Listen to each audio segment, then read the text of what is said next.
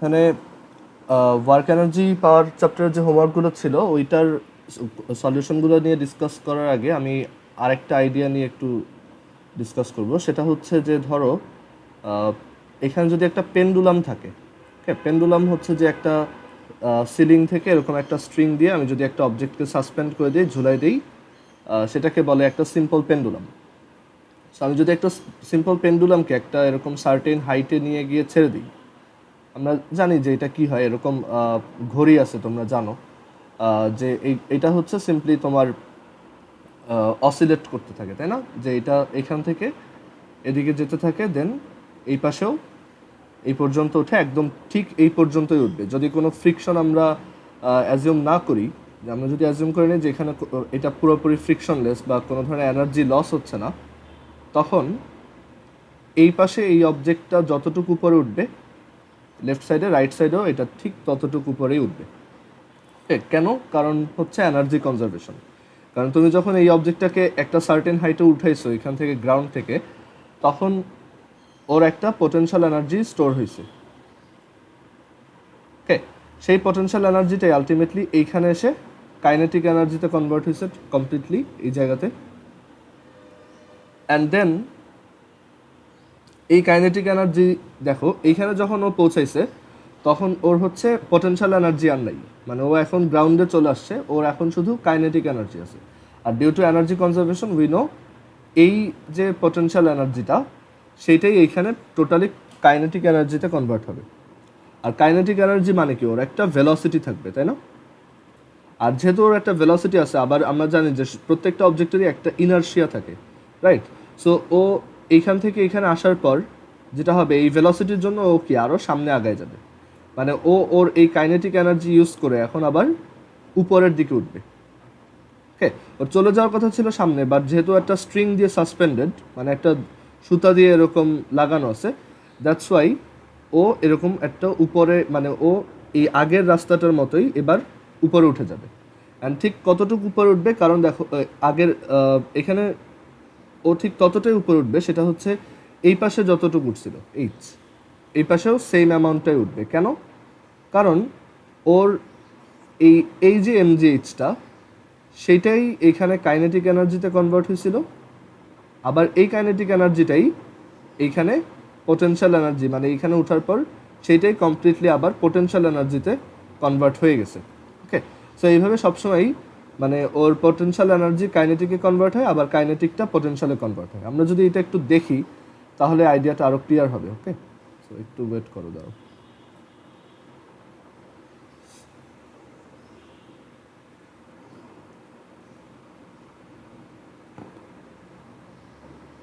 ওকে, so এটা হচ্ছে একটা পেন্ডুলাম।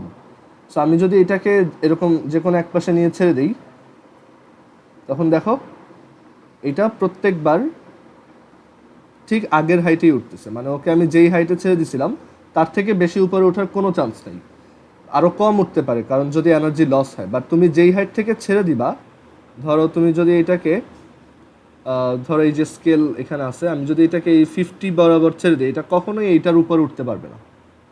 ঠিক আছে, যদি উঠতো তাহলে এনার্জি কনজারভেশনটা কি ভুল হয়ে যেত, বাট সেটা কখনোই হবে না, এটা সবসময় একদম সেম হাইটেই উঠবে। ওকে, সো দেখো এটা আমি যেখান থেকে ছাড়ছি ও ঠিক ওই জায়গাতেই আছে।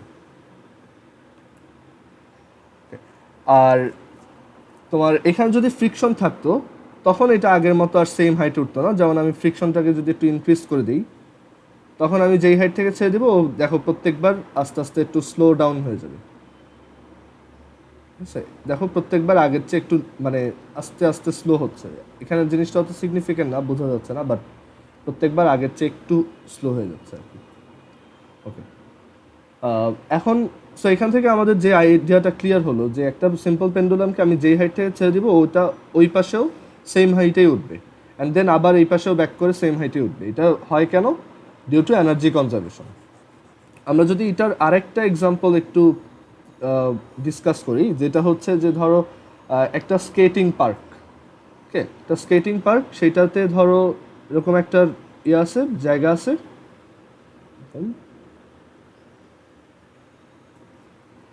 ওকে, সো কেউ যদি এইখান থেকে একটা স্কেট নিয়ে একটা স্কেট নিয়ে এখান থেকে জার্নি স্টার্ট করে, সে ঠিক ওই পাশেও এমনি এমনি ওই হাইটে উঠে যাবে।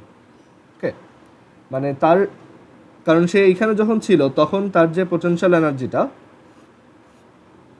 সো সে যখন স্কেটিং করে করে এইখানে আসবে, তার ওই পুরো পোটেনশিয়াল এনার্জিটা এই জায়গাতে কি কাইনেটিক এনার্জিতে কনভার্ট হবে। অ্যান্ড সেই কাইনেটিক এনার্জি ইউজ করে একদম পেন্ডুলামের সেম আইডিয়াটাই, যে তার এনার্জি কনজার্ভ থাকবে। সো এইখানে যে পোটেনশিয়াল এনার্জিটা ছিল রাইট দিস মোমেন্ট, সেইটাই এইখানে কাইনেটিক এনার্জি।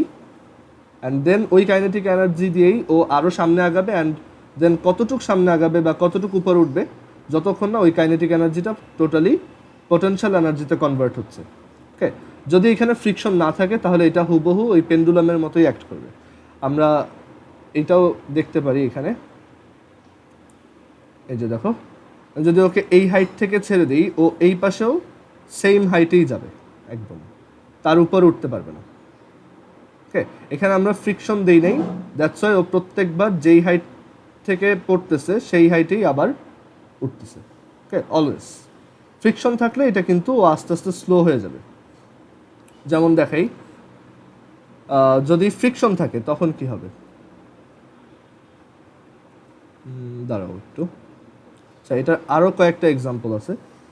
যেমন এখান থেকে যদি এখন ছেড়ে দেই, তখন ওর এই হাইটের যে পোটেনশিয়াল এনার্জিটা এই গ্রাউন্ডে আসার পর ওইটাই কি কাইনেটিক এনার্জিতে কনভার্ট হয়ে গেছে। ক্লিয়ার? মানে এইখানে আমি যতটুক হাইটে ওকে রাখবো, যত হাইটে রাখবো, সেইখানে যতটুক পোটেনশিয়াল এনার্জি আলটিমেটলি সেইটাই এইখানে এসে কাইনেটিক এনার্জি। ওকে, আবার এটাতে দেখো, আমি যদি এইখান থেকে ছাড়ি, এই দুইটা সাইড কিন্তু একই হাইটে, রাইট? এই যে এই দুইটা সাইড দেখে একই হাইট মনে হচ্ছে। সো রাস্তাটা যেমনই হোক না কেন, মানে যত উঁচা নিচাই হোক না কেন, ওকে যদি আমি এখান থেকে ছাড়ি, ও ওই পাশে ঠিক ওই হাইটে গিয়েই পৌঁছাবে। দেখো, এনার্জি কনজারভেশন। ওকে, এটা কখনোই ভুল হবে না। বাট এটা মানে যদি এখানে ফ্রিকশন থাকতো তখন কিন্তু এই ব্যাপারটা চেঞ্জ হইতো। ওকে, দেখাই, ধরো এখন এখানে ফ্রিকশন আছে, সো এখানে ফ্রিকশন দেওয়া আছে। সো আমি যদি ওকে এখন এই হাইট থেকে ছেড়ে দিই, ও ওই পাশে আর সেম হাইটে উঠতে পারবে না। দেখো দেখো, ও কিন্তু অনেক আগেই থেমে গেছে, আবার এই পাশে আরও থেমে গেছে, দেন এদিকে আরও। ওকে, প্রত্যেকবার ও কিন্তু স্লো হয়ে যাচ্ছে।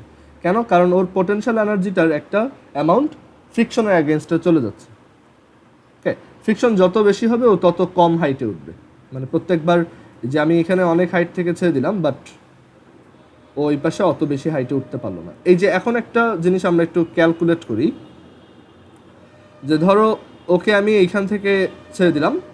ওকে, সো আমরা একটু ক্যালকুলেট করার ট্রাই করি যে এই পাশে ও কতটুকু হাইটে উঠবে। সো এখানে আছে ধরো,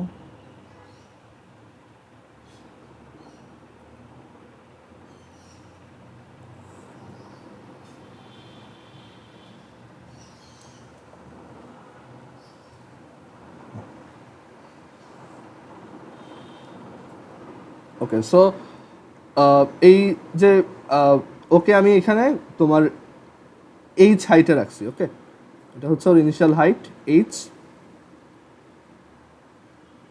অ্যান্ড আমরা এখানে আরও বললাম যে এই যে রাস্তাটা, এই রাস্তাটার লেংথ হচ্ছে এস, এই টোটাল রাস্তাটার লেংথ হচ্ছে এস।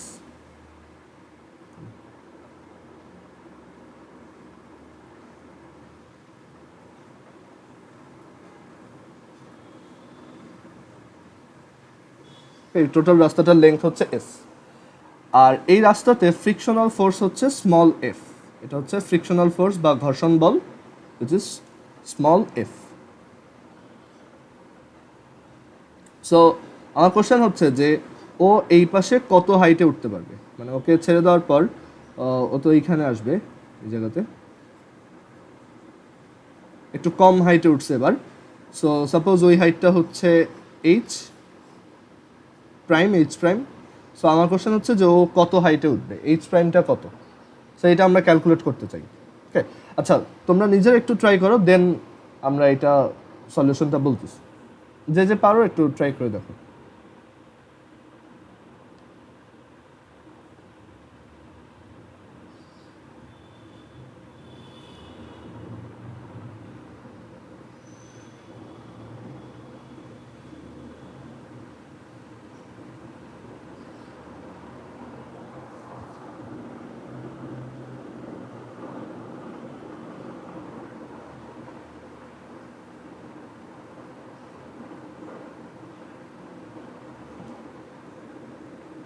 জাস্ট ইকুয়েশনটা লিখলেই হবে, অ্যাকচুয়ালি ভ্যালু তো বের করা লাগবে না, জাস্ট তুমি এনার্জি কনজারভেশন দিয়ে একটা ইকুয়েশন লিখতে পারলেই হবে।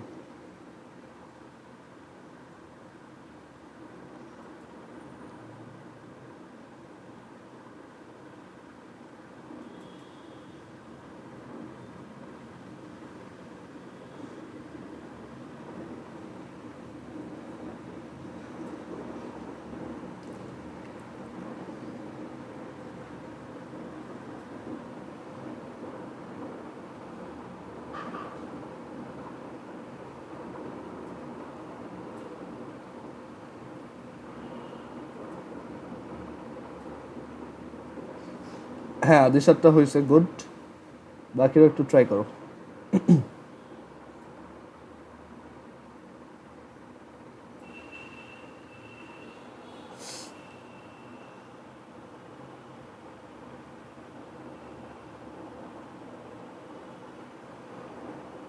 এখানে আবারও আইডিয়াটা বলতেছি, এই পজিশনের যে পটেনশিয়াল এনার্জিটা এইখানে, এই যে এইচ হাইটে, সেই পটেনশিয়াল এনার্জি ইউজ করেই ও এইখান থেকে নেমে আসতেছে, দেন আবার এদিকে উঠতেছে। ওকে, সো ওই পটেনশিয়াল এনার্জিটার একটা পোর্শন হচ্ছে ফ্রিকশনের অ্যাগেনস্টে চলে গেছে। আচ্ছা আদিশার একটু ভুল গেছে, দাঁড়াও। আচ্ছা এখানে আমি একটু কোশ্চেনটাকে চেঞ্জ করি একটু, এখানে আমার কোশ্চেনটা বলতে ভুল হয়েছে। ওয়েট, এইটুক লেন্থ হচ্ছে এস, এইটুক।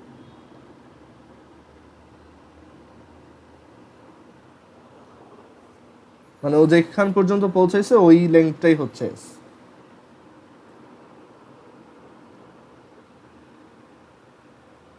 আমি এখানে H prime S H F এগুলোর ভিতরে একটা ইকুয়েশন দেখতে চাচ্ছি। ওকে, আমি বলে দিই এটা কীভাবে করবো। দেখো, at this position or total energy হচ্ছে mgh। সেই এনার্জিটা ইউজ করেই, মানে সেই এনার্জির একটা পোর্শন স্পেন্ড হয়েছে কোথায়, এই পাশে এই হাইটে উঠতে, রাইট? ওই এনার্জি ইউজ করেই তো এই হাইটে উঠছে। So mgh is equal to হচ্ছে mgh প্রাইম প্লাস ওই এনার্জির একটা পোর্শন স্পেন্ড হয়েছে ফ্রিকশনের অ্যাগেনস্টে ওয়ার্কে। সো ফ্রিকশন হচ্ছে স্মল এফ, অ্যান্ড এখানে যে তোমার যে লেন্থটা, সেই লেন্থটা হচ্ছে এস। সো ফ্রিকশনের অ্যাগেনস্টে ওয়ার্ক কত, এফ এস।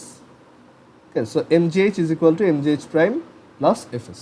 সো এখান থেকে পরে আমি এইচ প্রাইম বের করতে পারবো। ক্লিয়ার? যদি ফ্রিকশন না থাকতো তখন কি হইতো, mgh is equal two mgh prime হইতো।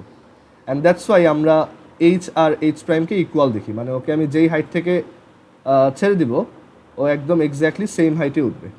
ঠিক আছে, এখান থেকে যেই হাইটে ছেড়ে দিব ওই পাশেও সেম হাইটে উঠবে একদম। ওকে, বাট যখন ফ্রিকশন থাকবে তখন ও আর সেম হাইটে উঠবে না, আমি যে হাইট থেকে ছাড়বো তার থেকে কম হাইটে উঠবে। ক্লিয়ার?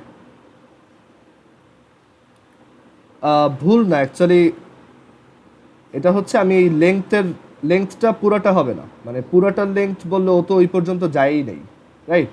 সো এই পোর্শনের আমরা ফ্রিকশনের ওয়ার্কটা তো ধরবো না, বুঝছো? সো লেংথ হচ্ছে জাস্ট এইটুক, মানে আমার কোশ্চেন বলায় ভুল ছিল আর কি। লেংথ হচ্ছে জাস্ট এইটুক, মানে ও যেই পর্যন্ত পৌঁছেছে সেটা হচ্ছে এস। ওকে, সো এই হচ্ছে তোমার এনার্জি কনজারভেশনের একটা আইডিয়া।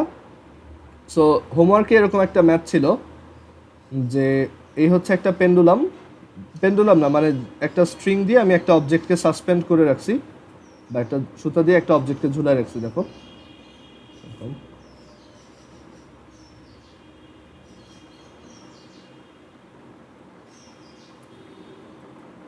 আর এখানে একটা বুলেট, সেই বুলেটটা এটাকে হিট করতেছে। আমরা বললাম যে এই যে বড় যে ম্যাস সেটা হচ্ছে ক্যাপিটাল এম, আমার ডাটা মনে নেই, এটা হচ্ছে ক্যাপিটাল এম আর বুলেটটা হচ্ছে স্মল এম, আর বুলেটটার একটা ভেলোসিটি ছিল উইচ ওয়াজ ইউ। তো বলছে যে এই বুলেটটা এটাকে হিট করার পর এই পুরাটা কত উপরে উঠবে, এই পুরা যে সিস্টেমটা আছে সেটা এখান থেকে কতটুকু উপরে উঠবে। সিম্পলি এই যে এই হাইটটা কত, ক্লিয়ার? এইটাই আমাদেরকে জিজ্ঞেস করা হয়েছে। সো এখানে আমরা যদি একটু চিন্তা করে দেখি যে ফার্স্টে কি হচ্ছে, ফার্স্টে হচ্ছে এই বুলেটটার সাথে এই অবজেক্টটার একটা কলিশন হচ্ছে, রাইট? সো এটা হচ্ছে মোমেন্টাম কনজারভেশন। অ্যান্ড এখানে এটাও বলা ছিল যে এই বুলেটটা এটাকে হিট করার পর, মানে এটাকে এটার সাথে কোলাইড করার পর এই বুলেটটা এই অবজেক্টের মধ্যেই রয়ে গেছে। সো আমরা যদি এখানে মোমেন্টাম কনজারভেশন অ্যাপ্লাই করি, যে ইনিশিয়ালি এই অবজেক্টটার মোমেন্টাম হচ্ছে এম টাইমস ইউ, আর ইনিশিয়ালি এই অবজেক্টটার মোমেন্টাম হচ্ছে capital M times 0 is equal to after collision দুইটা যেহেতু একসাথে হয়ে গেছে, মানে এই বুলেটটা এখন এই অবজেক্টের মধ্যেই আছে। সো আমাদের টোটাল ম্যাস কত এখন?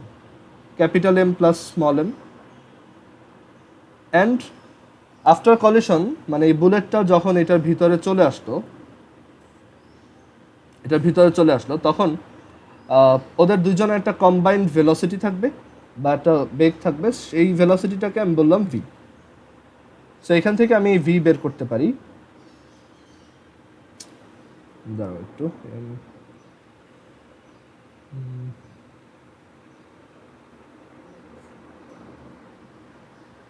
M u divided by capital M plus small m. আচ্ছা, তো এখান থেকে আমি ভি বের করলাম। এখন আমার আর এই বুলেটটা নিয়ে চিন্তা করার দরকার নেই, মানে এগুলো বাদ। জাস্ট চিন্তা করো যে এইখানে একটা অবজেক্ট, জাস্ট এইমাত্র কলিশনটা হয়েছে, এইখানে একটা অবজেক্ট আছে যার ম্যাস হচ্ছে capital M plus small M আর যার ভেলোসিটি হচ্ছে ভি। সো এটা কতটুকু উপরে উঠবে? এই ইকুয়েশনটা কি বলতে পারবা যে এইগুলোর মধ্যে কি ইকুয়েশন লেখা যায় এই কয়টা জিনিসের মধ্যে? মাইক অন করেই বলতে পারো, অথবা চ্যাট বক্সেও লিখতে পারো।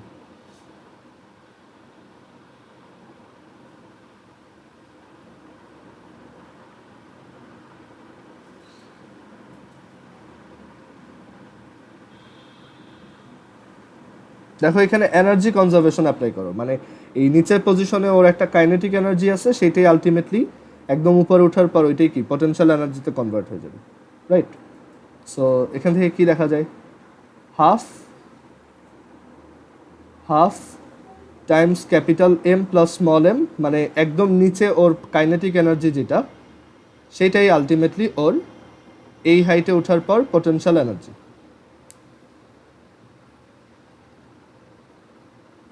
দেন M plus M both side থেকে ক্যান্সেল আউট হয়ে যায়, আর এখানে তুমি তো ভি এর ভ্যালু জানোই, সো ওইটা বসাবো আর কি। এটা হোমওয়ার্কে ছিল, সো ট্রাই করে দেখো। এখান থেকে দেন এইচ বের করবা, শেষ। আচ্ছা, এরপরে তোমার আরেকটা হোমওয়ার্কে ম্যাথ ছিল এরকম যে তোমার একটা সারফেসে একটা স্প্রিং আছে,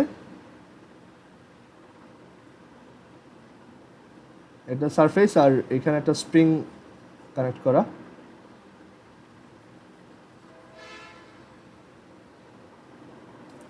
সেটা হচ্ছে স্প্রিংটার ইকুইলিব্রিয়াম পজিশন, আর এখানে একটা অবজেক্ট,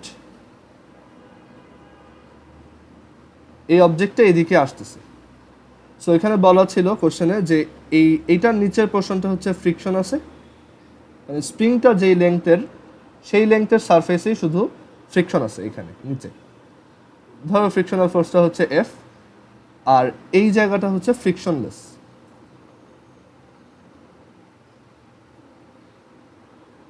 ক্লিয়ার? সো আমাদেরকে বলছে যে এই অবজেক্টটার ম্যাস যদি এম হয় আর এটার ভেলোসিটি যদি ভি হয়, আর এই স্প্রিংটার স্প্রিং কনস্ট্যান্ট যদি কে হয়, তখন এই স্প্রিংটা এই অবজেক্টের সাথে কলাইড করার পরে এই স্প্রিংটা কতটুকু কম্প্রেস হয়ে থেমে যাবে। সো আমরা একটু এটা বুঝতে পারতেছি যে আসলে এই অবজেক্টটা যখন এটার সাথে কলিশন করবে, দেখো যখন এদিকে আসবে, সেটা স্প্রিংয়ের সাথে সাথে কোলাইড করে একসময় কি একদম স্টপ হয়ে যাবে, আর স্প্রিংটাও তখন তোমার কম্প্রেসড হয়ে যাবে, রাইট? সো এখানে এনার্জি কনজারভেশন দিয়ে আমাদের করতে হবে। আমরা কিন্তু এখানে ওই যে এভাবে করতে পারবো না যে স্প্রিং আমাকে ফোর্স দিবে কে এক্স, সেখান থেকে আমি অ্যাক্সেলারেশন বের করবো, then V square is equal to U square plus 2as, এগুলো এখানে অ্যাপ্লাই করা যাবে না, কারণ এখানে ফোর্সটা চেঞ্জিং, যাচ্ছে অ্যাক্সেলারেশনও চেঞ্জিং। সো ওই ফর্মুলাগুলো আর কাজে লাগবে না। মানে আমরা ভ্যারিয়েবল ফোর্স বা পরিবর্তনশীল বলের জন্য কাজ করতে পারি ইউজিং এনার্জি কনজারভেশন। এটা আমাদের জন্য খুব বড় একটা টুল। ওকে, সো একটু চিন্তা করে দেখো যে এখানে কি হচ্ছে। এই জায়গাটা যেহেতু ফ্রিকশনলেস, সো এখানে আমার কোনো ধরনের এনার্জি লস নাই, মানে এই অবজেক্টটার এখানে ভেলোসিটি ভি, একদম হিট করার মোমেন্টেও ভেলোসিটি কত হবে, ভি হবে, রাইট? সো আমরা এইভাবে বলতে পারি যে ইনিশিয়ালি পুরো এনার্জিটাই ছিল কি, ওর কাইনেটিক এনার্জি, রাইট? সেই কাইনেটিক এনার্জিটা কোথায় কোথায় স্পেন্ড হয়েছে চিন্তা করো। সেই কাইনেটিক এনার্জিটার এক মানে ধরো এই স্প্রিংটা তোমার এক্স অ্যামাউন্ট কম্প্রেস হয়েছে, তার যে ইকুইলিব্রিয়াম পজিশন সেটা থেকে এটা এক্স অ্যামাউন্ট কম্প্রেস হয়েছে, ক্লিয়ার? তার ইকুইলিব্রিয়াম পজিশন থেকে এটা এক্স অ্যামাউন্ট কম্প্রেস হয়েছে। সো আমরা এখান থেকে দেখো কি লিখতে পারি, এটা যদি এক্স অ্যামাউন্ট কম্প্রেস হয় তাহলে ওর যে কাইনেটিক এনার্জিটা সেটা আলটিমেটলি এই স্প্রিংয়ের মধ্যে পোটেনশিয়াল এনার্জি হিসেবে স্টোরড হয়েছে। অ্যান্ড একটা স্প্রিং যার spring constant K and amount of displacement হচ্ছে এক্স, তার স্টোরড এনার্জি কত, হাফ কে এক্স স্কোয়ার। আর বাকি অ্যামাউন্টটা কোথায় স্পেন্ড হয়েছে, ফ্রিকশনের অ্যাগেনস্টে। আচ্ছা, ফ্রিকশনের অ্যাগেনস্টে আমার কতটুকু যেতে হয়েছে এখানে, এই অ্যামাউন্টটা, রাইট? মানে ওই এক্স লেন্থটাই হচ্ছে ফ্রিকশনের অ্যাগেনস্টে। তো দ্যাটস ওয়াই আমরা বলতে পারি যে ফ্রিকশন অ্যাগেনস্টে ওয়ার্ক হচ্ছে F Times x, clear? So এখান থেকে তুমি এক্স বের করবা, একটা কোয়াড্রেটিক ইকুয়েশন আসবে, সেটা সলভ করবে, এক্স এর ভ্যালু বের করবে, ক্লিয়ার? সো এইগুলো হোমওয়ার্কে ছিল, সো একটু নিজেরা ট্রাই করে দেখো আবার, তাহলে আইডিয়াগুলো আরও ক্লিয়ার হবে। আচ্ছা, সো এখন তাহলে আমরা আমাদের নতুন চ্যাপ্টারে ব্যাক করি।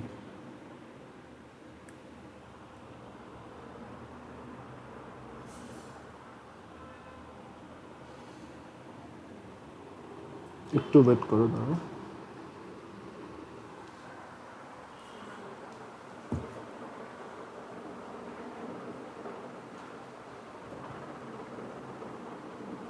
সো আমরা তো প্রেশার নিয়ে পড়ছিলাম লাস্ট দিন, সো আজকে হচ্ছে আমরা ডেনসিটি নিয়ে পড়বো। সো ডেনসিটি বা বাংলায় হচ্ছে ঘনত্ব।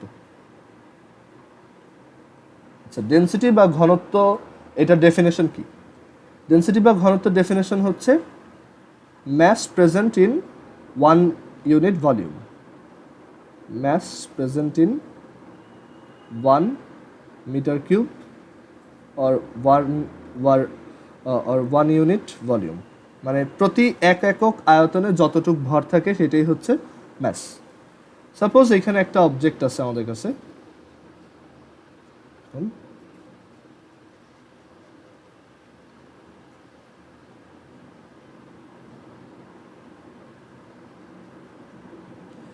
আর এই অবজেক্টটার ম্যাস হচ্ছে এম আর তার ভলিউম হচ্ছে ভি।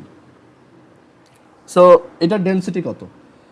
সো ডেনসিটিকে আমরা রো দিয়ে এক্সপ্রেস করি, এটাকে বলে রো, ওকে? এটার উচ্চারণ হচ্ছে রো। এটাকে দেখো, এটা পি না, কিন্তু এটা হচ্ছে এরকম একটা সিম্বল। সো ডেনসিটিকে আমরা রো দিয়ে এক্সপ্রেস করি, অ্যান্ড ডেনসিটির ফর্মুলা হচ্ছে rho is equal to simply m over v. Definition থেকে এটা বোঝা যায় যে ভি ভলিউমে আমার ম্যাস আছে এম, তাহলে 1 মিটার কিউব ভলিউমে আমার ম্যাস আছে হচ্ছে এম ওভার ভি, আর এটাকেই আমরা রো বলতেছি। সো ডেনসিটির ফর্মুলা হচ্ছে rho is equal to M over V. And ডেনসিটির ইউনিট কি হবে? দেখো, ম্যাসের ইউনিট ডিভাইডেড বাই ভলিউমের ইউনিট। ম্যাসের এসআই ইউনিট হচ্ছে কেজি, অ্যান্ড ভলিউমের এসআই ইউনিট হচ্ছে মিটার কিউব। সো এটার ইউনিটটা হবে KG over metre cube, or KG per metre cube, or KG metre inverse 3। এটা হচ্ছে আমাদের ডেনসিটির ইউনিট। অ্যান্ড ডেনসিটির ডাইমেনশন কী হবে বা মাত্রা কী হবে? ডাইমেনশন বা মাত্রা সেটা হবে হচ্ছে, দেখো, ম্যাসের dimension which is capital M and volume dimension that is L cube, so এটা হবে M L to the power minus 3। এটা হচ্ছে আমাদের ডেনসিটির ডাইমেনশন। আচ্ছা, এখন ডেনসিটির এসআই ইউনিটের পাশাপাশি তার আরও কিছু ইউনিট আছে। যেমন আমরা যদি ডেনসিটির সিজিএস ইউনিটটাকে দেখি,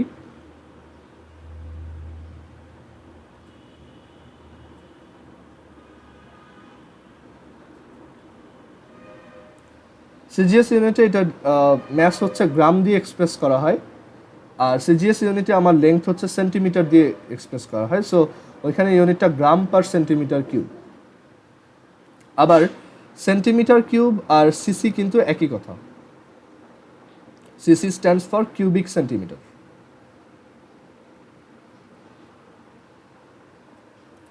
আর ডেন্সিটি সিজিএস ইউনিট হচ্ছে গ্রাম পার সেন্টিমিটার কিউব। আমরা একটু দেখি যে 1 কেজি মিটার পার কিউবে কেজি পার মিটার কিউবে কত gram per centimetre cube. So 1 KG per metre cube. So আমরা যদি এটাকে একটু কেজি থেকে গ্রামে চেঞ্জ করি, যেমন 1 কেজি মানে হচ্ছে 1000 গ্রাম। সো আমরা এটাকে লিখতে পারি 1000 গ্রাম পার মিটার কিউব। আর 1 মিটার কিউবে কত সেন্টিমিটার কিউব? দেখো 1 মিটার ইজ ইকুয়াল টু হচ্ছে 10 square centimeter. That's why 1 meter cube is equal to হচ্ছে 10 to the 6 centimeter cube. So এখানে যদি মিটার কিউবটাকে এভাবে চিন্তা করো যে মিটার কিউবটা একটা ফ্র্যাকশনের নিচে আছে, ডিনোমিনেটরে আছে এরকম। আর 1 মিটার কিউব মানে হচ্ছে তোমার 10 টু দি 6 সেন্টিমিটার কিউব। সেখান থেকে কি লেখা যায়? 10 to the -3 gram over centimetre cube. Clear? So এখান থেকে একটা জিনিস ক্লিয়ার হলো যে 1 কেজি পার মিটার কিউব মানে হচ্ছে 10 to the power -3 gram per centimetre cube. মুখস্থ করার কিছু নাই, পরীক্ষা আসলেও এইভাবে বের করে নিবা। 1 KG per metre cube is equal to 10 to the power -3 gram per centimetre cube. And আমরা যদি বোথ সাইডে একটু 10 টু দি পাওয়ার 3 মাল্টিপ্লাই করে দেখি তাহলে আর একটু ক্লিয়ার হবে যে 1 gram per centimetre cube is equal to actually 10 to the power 3 KG per metre cube. তোমার কাছে যদি একটা গ্রাম পার সেন্টিমিটার কিউব ইউনিটে ডেন্সিটি দেওয়া থাকে, যেমন ধরো আয়রনের ডেন্সিটি হচ্ছে 7.8 গ্রাম পার সিসি বা গ্রাম পার সেন্টিমিটার কিউব। সো এটা যদি কেজি পার মিটার কিউবে নিতে চাও তোমার কি করতে হবে? জাস্ট সিম্পলি একটা 10 কিউব দিয়ে মাল্টিপ্লাই করতে হবে। ইউনিট কনভার্সনগুলো ভালোভাবে মাথায় রাখবা। ওকে, সো এখান থেকে আমাদের যেটা ক্লিয়ার সেটা হচ্ছে ডেন্সিটির ইউনিট কি, দুইটা ইউনিট দেখলাম, দুইটা ইউনিটের মধ্যে কনভার্সন দেখলাম। এখন আমরা কয়েকটা কমন সাবস্টেন্সের ডেন্সিটি নিয়ে একটু ডিসকাস করি। যেমন সবচেয়ে কমন সাবস্টেন্স যেটা সেটা হচ্ছে ওয়াটারের ডেন্সিটি হচ্ছে 1000 কেজি পার মিটার কিউব। এর জন্যই তোমরা যখন ক্লাস 8-এ বা 7-এ ম্যাথ করছো এখানে ছিল যে 1 মিটার কিউব একটা প্লেসে তোমার ওয়াটার থাকে হচ্ছে 1000 কেজি, রাইট? সো এটাই ওই আইডিয়াটা যে ওয়াটারের ডেন্সিটি হচ্ছে 1000 KG per metre cube or 1 gram per CC. আর তুমি যদি একটা জায়গায় এরকম 1 সেন্টিমিটার একটা বক্স বানাও, তাহলে সেটার মধ্যে যদি পানি দিয়ে ফিল আপ করো সেই পানিটার ম্যাস কত হবে? 1 গ্রাম। ক্লিয়ার? আবার তুমি যদি অনেক বড় একটা ট্যাঙ্ক বানাও যেটার লেন্থ হচ্ছে 1 metre, width 1 metre, height 1 metre, আর দেন ওইটাকে যদি ওয়াটার দিয়ে ফিল আপ করো সেটার মধ্যে টোটাল কত কেজি পানি ধরবে? 1000 কেজি। সো ওয়াটার ডেন্সিটিটা এই জিনিসটাকেই মিন করে। আচ্ছা, আর আরেকটা ব্যাপার হচ্ছে যে এই লিটারের সাথে মিটার কিউবের কি সম্পর্ক? মানে লিটারও তো একটা ভলিউমের ইউনিট, রাইট? সো ওইটার সাথে সম্পর্কটা এরকম যে 1 মিটার কিউবে 1000 লিটার, 1 মিটার কিউবে 1000 লিটার হয়। ওকে, আর 1 লিটারে হচ্ছে উইনো 1000 মিলিলিটার হয়। সো 1 মিটার কিউবে কত মিলিলিটার হবে? 10 টু দি পাওয়ার 6 মিলিলিটার। আমরা দেখে আসছিলাম 1 meter cube is also equal to 10 to the power 6 centimeter cube. So এখান থেকে আমরা একটা আইডিয়া পাচ্ছি যে অ্যাকচুয়ালি 1 মিলিলিটার আর 1 সেন্টিমিটার কিউব অ্যাকচুয়ালি একই। মানে তোমাকে যদি 1 মিলিলিটার বলা হয়, 1 মিলিলিটার মানে এরকম 1 সেন্টিমিটার একটা বক্স, মানে একটা ভলিউম। সো 1 মিলিলিটার আর 1 সেন্টিমিটার কিউব একই, আর 1 লিটার অ্যাকচুয়ালি 1 ডেসিমিটার কিউবের সাথে ইকুয়াল।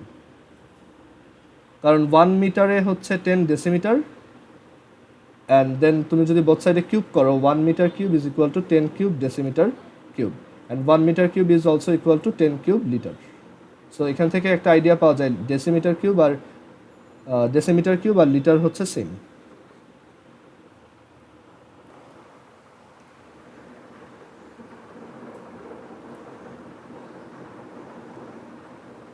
ওকে, সো ওয়াটারের ডেন্সিটিটা বুঝলাম, আর এর পাশাপাশি আমরা এয়ারের ডেন্সিটিটা একটু মনে রাখবো।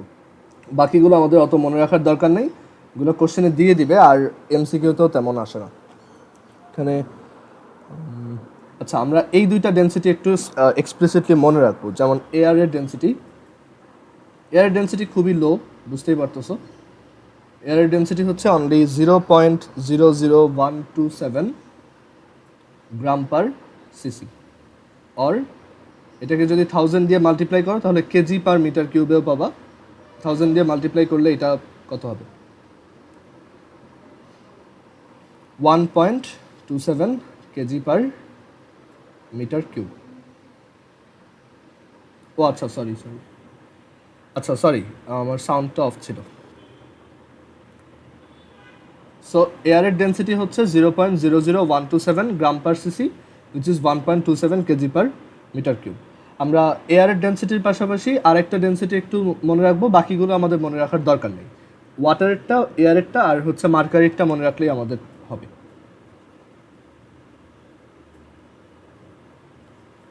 এই যে রো অফ মার্কারি, এটা দিয়ে কি বোঝাচ্ছি যে মার্কারির ডেন্সিটি কত। সো মার্কারির ডেন্সিটি হচ্ছে 13.6 gram per CC, or 13,600 KG per metre cube. Okay, so এই ডেন্সিটিগুলো আমরা একটু মনে রাখবো, আর ওয়াটারেরটাও মনে রাখবো। এখন একটা জিনিস একটু খেয়াল করে দেখো যে ডেন্সিটি কিন্তু temperature dependent. Density is temperature dependent, মানে এটা তাপমাত্রার উপর নির্ভর করে। কেন? এক একটা টেম্পারেচারের ডেন্সিটি কিন্তু ডিফারেন্ট হয়। এটার রিজনটা কি? এটার রিজন হচ্ছে, দেখো, ডেন্সিটি হচ্ছে mass over volume. Temperature dependent density হচ্ছে তোমার mass over volume, right? Rho is equal to M over V. So এখন একটা অবজেক্টের এক একটা টেম্পারেচারের ভলিউম কিন্তু ডিফারেন্ট হতে পারে। যেমন ধরো এই অবজেক্টটা এখন যেই ভলিউমে আছে, তোমরা যারা এর পরের চ্যাপ্টারটা পড়ছো, হিটের চ্যাপ্টার, ওখানে দেখছো যে একটা অবজেক্টকে যদি তুমি হিট দাও তখন কিন্তু তার ভলিউম এক্সপ্যানশন হয়, রাইট? সে একটু সাইজে বড় হয়ে যায়। সো তার ম্যাস কিন্তু চেঞ্জ হবে না। তুমি একটা জিনিসকে হিট দিলে তার তো সাবস্টেন্সের অ্যামাউন্টটা আর চেঞ্জ হলো না, সো তখন তার ম্যাস এটা ফিক্সড থাকে। বাট তুমি যত টেম্পারেচার বা হিট দিবা ওর ভলিউম তত কি বাড়বে। সো তখন হিট যত দিবা, টেম্পারেচার যত বাড়বে, ভলিউম তত বাড়বে, ডেন্সিটি তত কমবে। আবার তুমি যদি একটা অবজেক্ট থেকে হিট বের করে নাও, মানে তাকে যদি ঠান্ডা করো বা ফ্রিজে রেখে দাও আর কি সহজভাবে বললে, তখন কিন্তু তার ভলিউম ছোট হয়ে আসবে। ম্যাস সেম থাকবে বাট তার ভলিউমটা ছোট হয়ে আসবে। সো তখন ভলিউম যত ছোট হবে এই ডেন্সিটিটা তত বেড়ে যাবে। Clear? So density actually temperature dependent একটা কোয়ান্টিটি। সো আমরা এই যে ডেন্সিটিগুলো বলতেছি এগুলো হচ্ছে নর্মালি রুম টেম্পারেচারের জন্য, মানে নর্মাল অবস্থায় তার ডেন্সিটি কত। যদি এক্সেসিভ হিট দাও বা এক্সেসিভ ঠান্ডা করে ফেলো তখন তার ডেন্সিটি চেঞ্জ হবে। আর ওয়াটারের যে ডেন্সিটিটা আমি লিখে আসছি, যে ওয়াটারের density rho of water 1000 KG per metre cube, এই অ্যামাউন্টটা বা এই ডেন্সিটিটা হচ্ছে 4 ডিগ্রি সেন্টিগ্রেডের জন্য। একটু মনে রাখবা যে এটা হচ্ছে 4 ডিগ্রি সেন্টিগ্রেডে। ওকে, অন্যান্য টেম্পারেচারে ওয়াটারের ডেন্সিটি কিন্তু খুব দ্রুত চেঞ্জ হয়। কারণ দেখো, তুমি যখন ওয়াটারকে আইস বানাবা তখন তার যে ভলিউম হবে, ওয়াটার থাকা অবস্থায় তার ভলিউমটা একটু চেঞ্জ হয়। ওকে, আবার ভেপার হয়ে গেলে আরেকটু চেঞ্জ হয়। সো এটা নিয়ে আমরা পরে ডিটেলসে আবার ডিসকাস করবো, আজকে না। বাট এটা একটু মাথায় রেখো যে এই 1000 কেজি পার মিটার কিউবটা actually just 4 degree centigrade. Clear? So আমরা এখান থেকে ডেনসিটির আইডিয়াটা বুঝতে পারলাম। অ্যান্ড এই ডেনসিটিটা আমাদের এই চ্যাপ্টারে আরও এক জায়গায় লাগবে, সেটা হচ্ছে বয়ান্সি পড়ার সময়। খুবই ইম্পর্টেন্ট টপিক। ওইখানে আমরা দেখব যে ডেনসিটির উপর বেস করেই অ্যাকচুয়ালি আমরা যে পানিতে ভেসে থাকি সেটা অ্যাকচুয়ালি ওই পানির ডেনসিটির উপর অ্যান্ড তোমার ডেনসিটির উপর, দুইটার উপরেই ডিপেন্ড করে। ওকে, যেমন যদি তুমি কোনো একটা হাই ডেনসিটির ফ্লুইডের মধ্যে সাঁতার কাটো, তোমার জন্য এখানে ফ্লোট করা বা ভেসে থাকা অনেক ইজি। বাট তুমি যদি অনেক লো ডেনসিটির ওয়াটারে সাঁতার কাটো, তুমি কিন্তু ইজিলি ডুবে যাবা। ওকে, এর জন্য একটা সি আছে, ওইটার নাম হচ্ছে ডেড সি, জর্ডানে। সো এই ডেড সিতে হচ্ছে কেউ চাইলেও ডুবতে পারে না। এটা নিয়ে একটা রিলিজিয়াস স্টোরি আছে যে ওইখানে পুরো একটা ল্যান্ড ছিল, তো পরে ওরা মানে ওই ল্যান্ডটাকে পুরোটা কী করা হয়েছিল, পুরোটাকেই উল্টায় দেওয়া হয়েছিল। অ্যান্ড উল্টানোর পর ওই মানে মানে পুরো একটা নেশন পুরোটাকেই উল্টায় দেওয়া হয়েছিল আর কি, বুঝতে পারছো? অ্যান্ড দেন ওইখানে একটা সি প্রডিউস হয়েছিল। সো বলা হয় যে ওই একটা পুরো নেশন এরকম উল্টায় দেওয়ার কারণে ওই সি এর ডেনসিটিটা অনেক বেশি, মানে ওইখানে মিনারেলসের অ্যামাউন্ট অনেক বেশি ওই সি এর ওয়াটারে। ওকে, মানে অর্গানিক সাবস্টেন্সের জন্য ওইখানে মিনারেলস অনেক বেশি। অ্যান্ড দ্যাটস ওয়াই ওই ডেড সিতে তোমার ডেনসিটি এত বেশি যে ওইখানে কেউ চাইলেও ডুবতে পারে না। ওকে, এটা তুমি ডকুমেন্টারি দেখতে পারো, ইউটিউবে আছে। সো এই ডেড সিতে হচ্ছে তোমার কেউ চাইলেও ডুবতে পারে না, কারণ ওইখানে ওয়াটারের ডেনসিটি এত বেশি যে তুমি যতই ভারী হও না কেন তুমি ভেসে থাকবে। ওকে, অবশ্যই একটা সার্টেন লিমিট আছে, বাট নর্মাল যে কোনো হিউম্যান ওইখানে অ্যাকচুয়ালি ডুববে না। আচ্ছা, সো এইখানে বইয়ে একটা কোশ্চেন আছে এই ডেড সি নিয়ে, যে এখানে বলছে যে density of dead sea water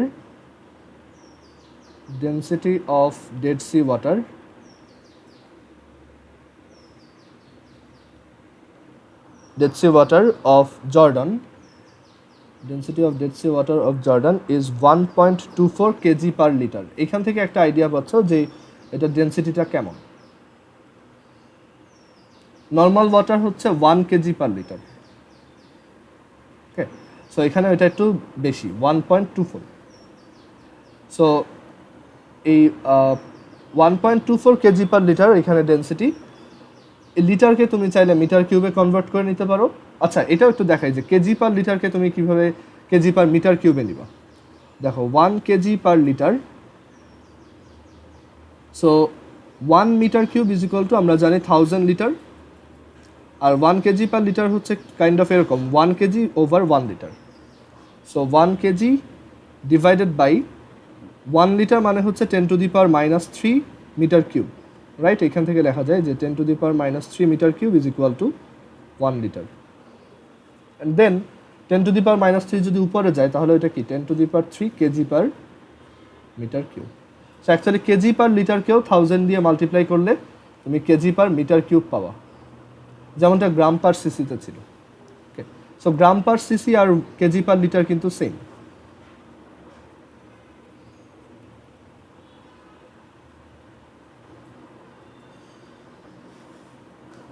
আচ্ছা, সো আমরা এগুলাকে অ্যাকচুয়ালি এসআই ইউনিটেই রাখবো সবসময়, যে 1.24 কেজি পার লিটার। সো এটাকে আমরা 1.24 times 10⁻³ KG per metre cube হিসেবে লিখলাম।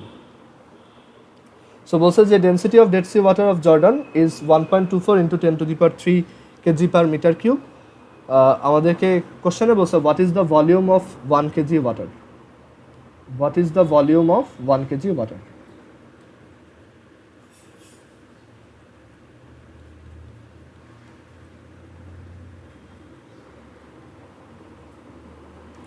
So volume of 1 KG water, দেখো rho is equal to M over V.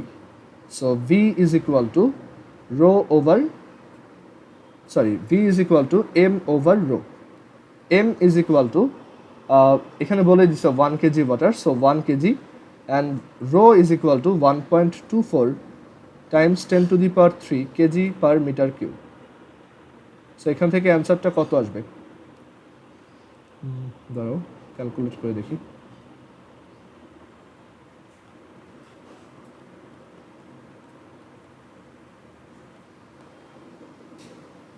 .00806 something, 0.00806 meter cube.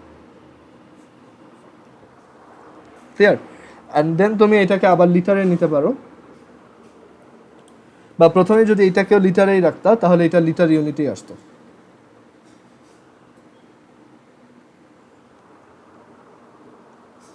আচ্ছা, এরপর বইয়ে আরেকটা কোশ্চেন আছে যে ডেনসিটি অফ নিউক্লিয়াস, এটা আমরা এখন দেখবো না, এটার জন্য আরও কিছু আইডিয়া লাগবে, এটা পরে দেখাবো।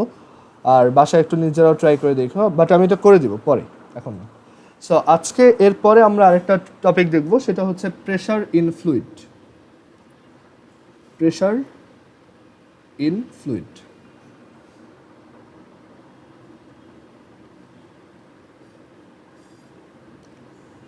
আচ্ছা, ফ্লুইড কারা? দেখো, ফ্লুইড আর সলিড, বেসিক্যালি যে কোনো সাবস্টেন্স হচ্ছে এই দুই টাইপের, নর্মাল যে কোনো সাবস্টেন্স এই দুই টাইপের, ফ্লুইড আর সলিড। সো ফ্লুইড আবার দুই টাইপের হয়, একটা হচ্ছে লিকুইড আর একটা হচ্ছে গ্যাস। ক্লিয়ার?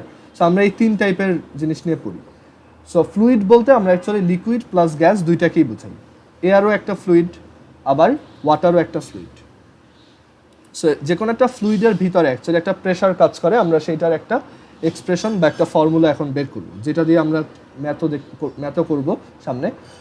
সো কোনো একটা ফ্লুইডের মধ্যে প্রেশার কীভাবে বের করতে হয়, সো আমরা এই ফর্মুলাটা বের করার জন্য এখানে একটা ওয়াটার জার নিলাম।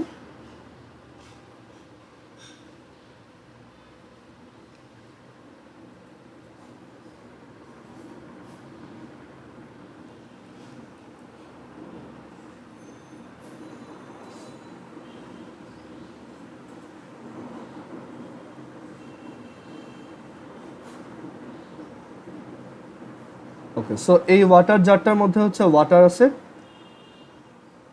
পুরোটাই ওয়াটার, পুরোটা না, জাস্ট ধরো এইটুক হচ্ছে ওয়াটার দিয়ে ফিল আপ করা। আসলে এটা কতটুকু ওয়াটার দিয়ে ফিল আপ করা সেটার উপর কিছু ডিপেন্ড করে না, এটা একটু পরেই বুঝতে পারবো। সো এখানে আমরা কিছু ওয়াটার রাখলাম এই হাইট পর্যন্ত।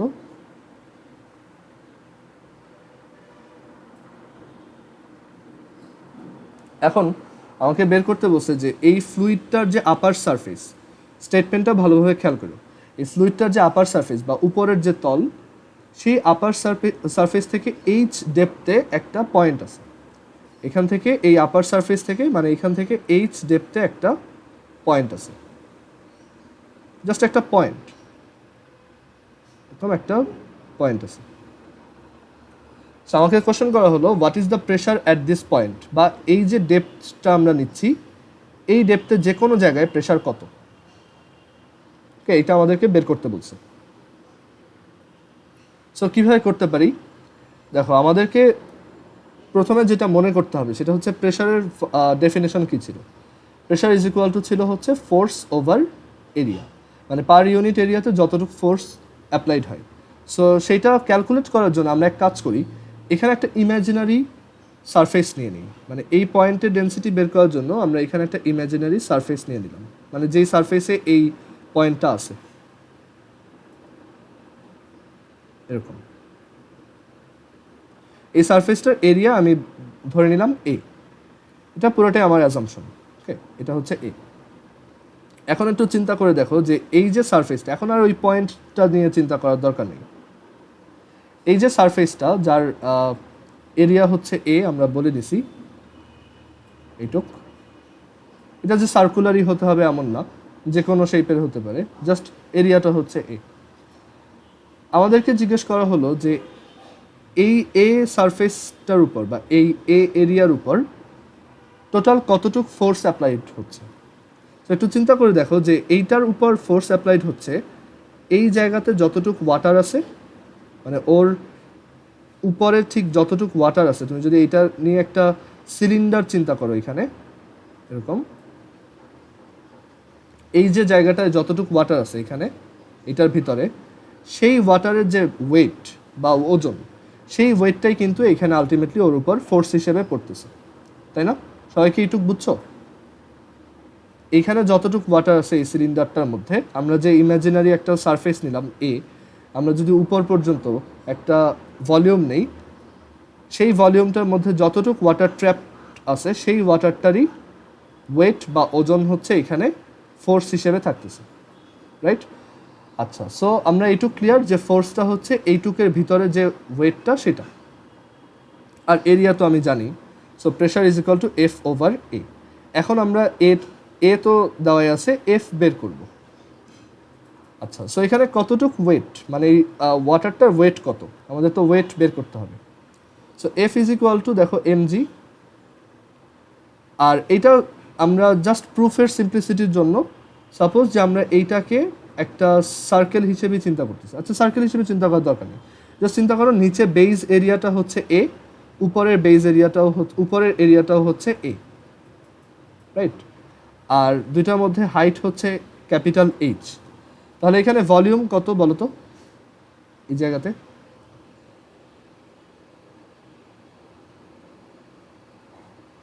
এরিয়া হচ্ছে এ আর এই লেংথ হচ্ছে বা হাইট হচ্ছে এইচ, তাহলে ভলিউম কত? হ্যাঁ, সো এইখানে ভলিউম হচ্ছে এইচ, চ্যাটে লেখছো এটা ঠিক আছে। সো ভলিউম হচ্ছে এ টাইমস এইচ। আচ্ছা, আর তুমি ধরো এই ফ্লুইডটা, এটা তো ওয়াটার, যদি অন্য ফ্লুইডও হয়, তুমি ধরো এই ফ্লুইডটার ডেনসিটি জানো, ওকে, ডেনসিটি অফ ফ্লুইড।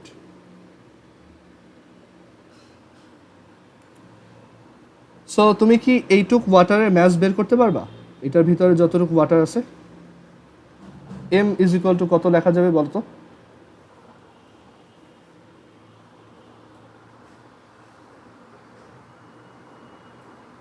দেখো এখানে ডেনসিটির ফর্মুলা থেকে ব্যাক করো, যে ডেনসিটির ফর্মুলা ছিল হচ্ছে ম্যাস বাই ভলিউম। তাহলে ম্যাস ইজ ইকুয়াল টু কত? Volume Times density. হ্যাঁ, দুই চারটা ঠিক আছে। আর দেন ভলিউম হচ্ছে AH আর ডেনসিটি হচ্ছে রো। ক্লিয়ার? সো আমরা এখান থেকে এম এর একটা এক্সপ্রেশন পেয়ে গেলাম যে এম হচ্ছে AH রো। সো সেই এম এর ভ্যালুটা এখানে বসাই, AH রো জি। আচ্ছা, সো ফোর্স পেয়ে গেছি, তাহলে ডেনসিটি সেটাও প্রেশারও বের করতে পারবো। সো ফোর্স হচ্ছে AH রো জি। দেখো এ আর এই এ ক্যান্সেল আউট হয়ে যায়। সো এটা অ্যাকচুয়ালি ম্যাটার করে না তুমি কতটুক এরিয়া এখানে ইম্যাজিন করতেছো, যেই এরিয়াই ইম্যাজিন করবা আলটিমেটলি সেম রেজাল্টই আসবে। কারণ দেখো এটার উপর কিন্তু এরিয়ার উপর কোনো ডিপেন্ডেন্সি নাই। সো এখান থেকে আমরা পাচ্ছি pressure is equal to H rho G. Clear? And then এটাই আমাদের একটা ফর্মুলা যে pressure is equal to H rho G. যে কোনো একটা ফ্লুইডের জন্য তার আপার সারফেস থেকে একটা সার্টেন ডেপথে, এইচ ডেপথে, প্রেশার হচ্ছে এইচ টাইমস ওই যে ফ্লুইডটা নিয়ে কাজ করতেছো সেইটার density Times G. Okay, I hope এটা সবার ক্লিয়ার এখন। সো আমরা এটা দিয়ে ম্যাথ করতে পারি, একদম সিম্পল ম্যাথ আসে এটা দিয়ে, যে দ্য ডেনসিটি অফ, দেখো the density of mercury, the density of mercury is 13600 kg per meter cube. Find, এই ম্যাথটা একটু ভালোভাবে তুলে রাখো, এটা আমরা পরে একটা থিওরি পড়ার জন্য ইউজ করব। Okay, the density of mercury is 13600 kg per meter cube. Find the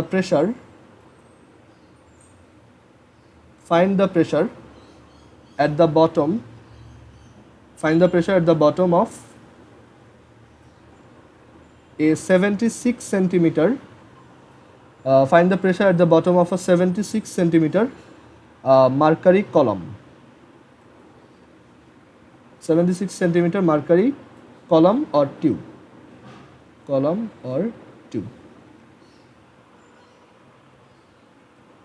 মানে এখানে একটা এরকম সিনারিওর কথা বলা হয়েছে যে একটা টিউব আছে বা একটা কলাম আছে, অ্যান্ড সেই, এটা একটা টেস্ট টিউব ধরো সাপোজ, এখন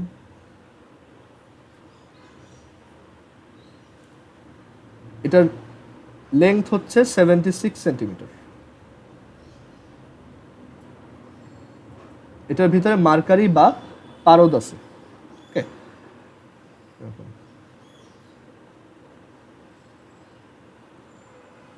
সো এখন আমাদেরকে কোশ্চেন করছে যে এইটার নিচে প্রেশার কত, একদম এই পজিশনে প্রেশার কত। তোমরা একটু বের করো তো এটা। একদম নিচে প্রেশার কত হবে?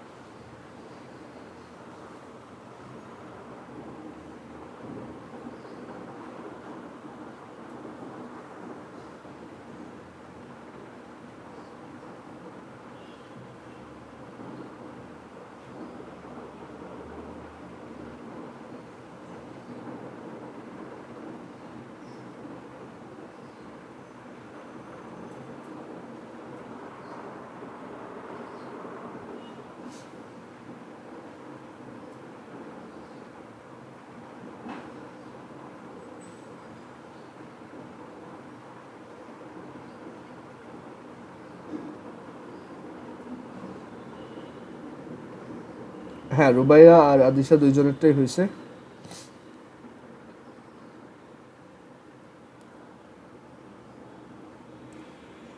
সো এটা just simply P is equal to H times rho times G. H হচ্ছে 76 সেন্টিমিটার, সো ওইটাকে আমরা মিটারে নিয়ে যাই 0.76, তারপর ডেন্সিটি হচ্ছে 13600 অ্যান্ড জি হচ্ছে 9.8।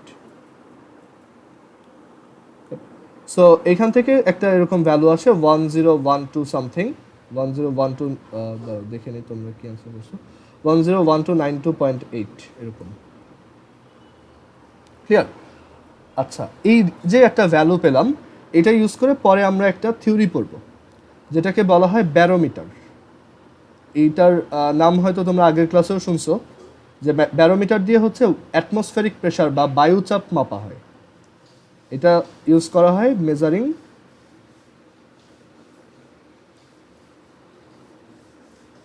হ্যাঁ জাইনাফেরটাও হয়েছে। বায়োমিটার ইউজ করা হয় হচ্ছে মেজারিং অ্যাটমসফেরিক প্রেশার। অ্যাটমসফেরিক প্রেশারের বাংলা হচ্ছে বায়ুচাপ।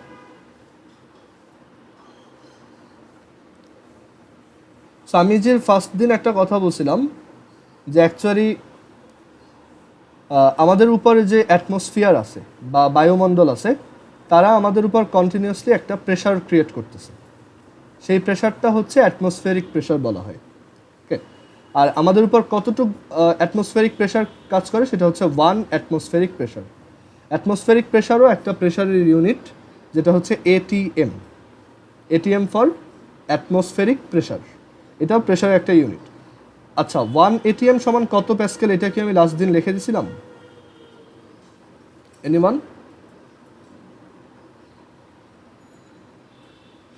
এটা হয়তো লিখি নেই, সো আমি এটা আবার এখানে লিখে দিচ্ছি যে 1 এটিএম মানে হচ্ছে 10 13 25 প্যাসকেল।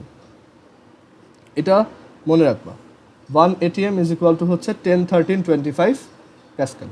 ওকে, এখন দেখো তো তোমার এই ভ্যালুটার সাথে এইটার কোনো সিমিলারিটি আছে কিনা, অনেকটা একই কিনা দুইটা। একটু এখানে মানে এইটা হচ্ছে মোস্ট অ্যাকুরেট, বাট এখানেও যেটা বের করছো এটাও যে ভুল তা না। এখানে একটু ওই স্লাইটলি এইটার ডেন্সিটি অ্যাকচুয়ালি পারফেক্টলি 13.6 না, আর এই জি এর ভ্যালুটাও পারফেক্টলি 9.8 না, ওর জন্য একটু ভ্যালু এদিক সেদিক হচ্ছে। বাট দেখো তো দুইটা একদম একই রকম না, হালকা একটু ডিফারেন্স আছে। বাট এই দুইটার যে ভ্যালুটা সেম, এইটা বোঝা যায় যে অ্যাকচুয়ালি এই ব্যারোমিটার দিয়ে মানে এই যে অ্যারেঞ্জমেন্টটা দেখতেছো, যে একটা মার্কারি কলাম 76 সেন্টিমিটার লেন্থ, এটা ইউজ করে অ্যাকচুয়ালি ব্যারোমিটার বানানো হয়। ব্যারোমিটার এরকম একটা ডিভাইস, আমরা এটা পরের দিন নেক্সট আরও ডিটেলসে দেখব। যেরকম মার্কারির একটা জার থাকে আর সেটার উপরে মার্কারির একটা টিউব রাখা থাকে।